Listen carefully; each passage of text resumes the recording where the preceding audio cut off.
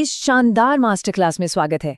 आज हम सीधा इस बात पर फोकस कर रहे हैं कि कंटेंट क्रिएशन की इस तेज तर्रार दुनिया में एआई यानी आर्टिफिशियल इंटेलिजेंस का सही और सटीक इस्तेमाल आखिर कैसे किया जाए। लेजी और आलसी एआई प्रॉम्प्टिंग के दिन अब गए। आज हम सीखेंगे कि एक बेहद स्ट्रक्चर्ड और पावरफुल एआई स्क्रिप्टिंग सिस्टम कैसे बनाया जाता है। अगर अभी तक एआई से बेहतरीन स्क्रिप्ट्स नहीं मिल पा रही हैं, तो आज का ये पूरा विश्लेषण इस नजरिए को पूरी तरह बदलने वाला है।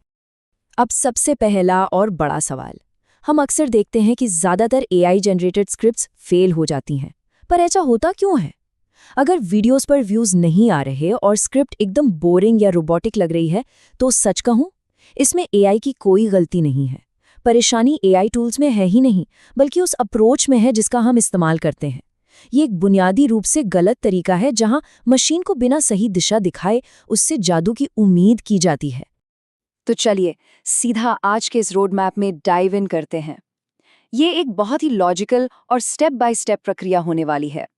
हम कवर करेंगे एआई का डिस्कनेक्ट, रिसर्च गैप खोजना, एआई ट्रेनिंग डेटा को स्ट्रक्चर करना, सिस्टम बनाना, स्क्रिप्ट जनरेशन वर्कफ्लो और आखिर में फाइनल ड्राफ्ट को रिफाइन करना। शुरुआत करते हैं हमारे पहले पॉइंट से, एआई का डिस्कनेक्ट, प्रॉम्प्ट से एक सिस्टम की ओर बढ़ना। देखिए, डायरेक्ट प्रॉम्प्टिंग और एक पूरा सिस्टम बनाने में जमीन आसमान का फर्क होता है। बाईं तरफ देखिए, ज्यादातर लोग बस चैट जीपीटी या क्लॉड खोलते हैं और सीधे एक टॉपिक देकर स्क्रिप्ट मांग लेते हैं। नतीजा एकदम जेनेरिक और एवरेज कंटेंट जिसे कोई नहीं देखना चाहता। वहीं दाईं तरफ सिस्टम बनाने का रिजल्ट है।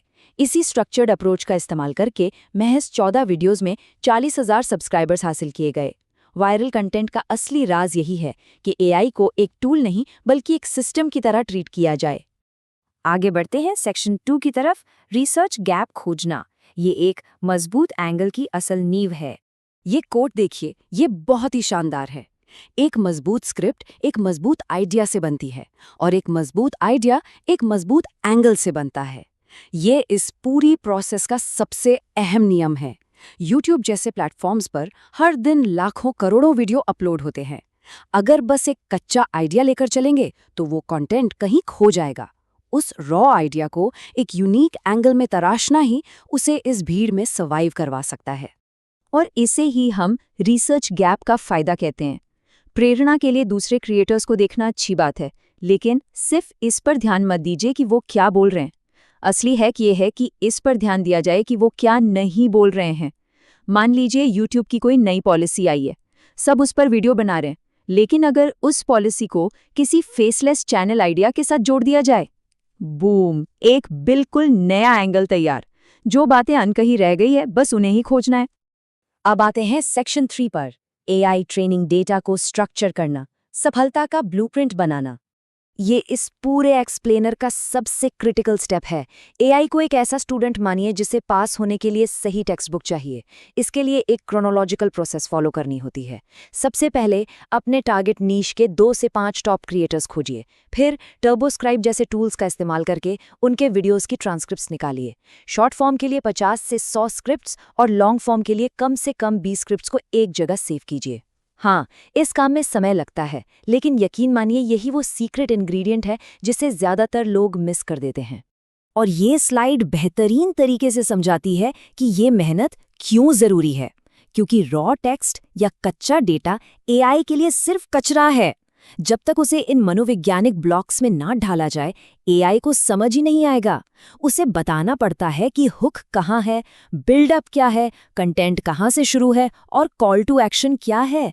ये फॉर्मेटिंग अनिवार्य है। अब ये नंबर 15 क्यों लिखा है?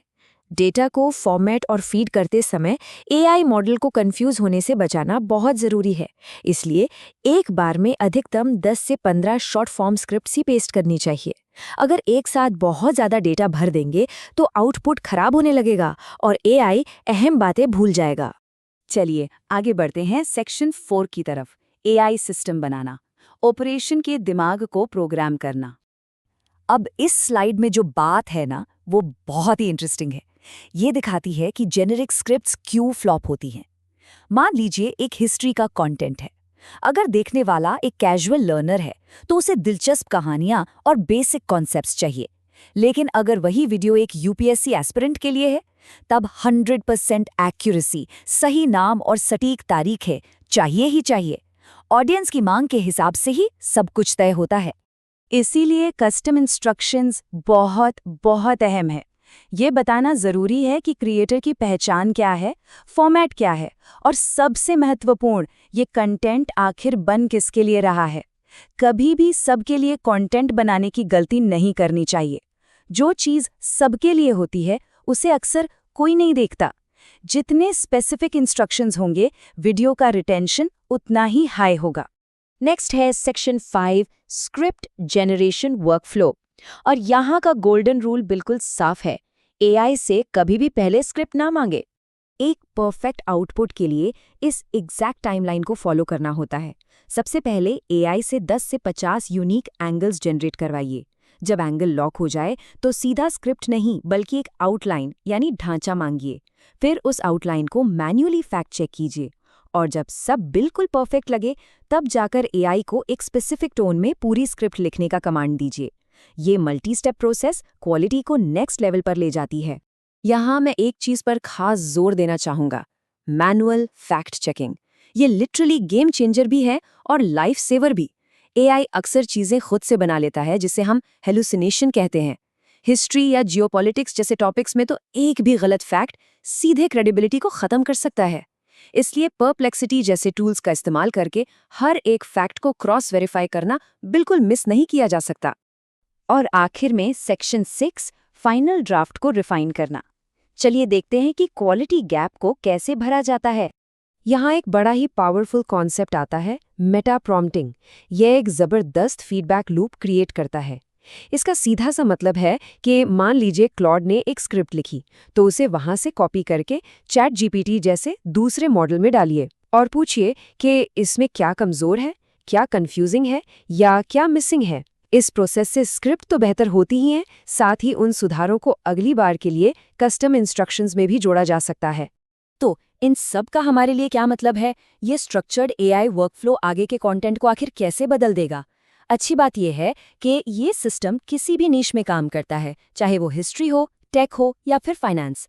रिसर्च डेटा को स्ट्रक्चर करने की ये पावर अब हमारे सामने है। तो आखिरी सवाल बस यही रह जाता है, क्या अगली बार एआई को महज एक टाइपराइटर की तरह इस्तेमाल किया जाएगा या एक प्रॉपर स्ट्रक्चर्ड सिस्टम की तरह?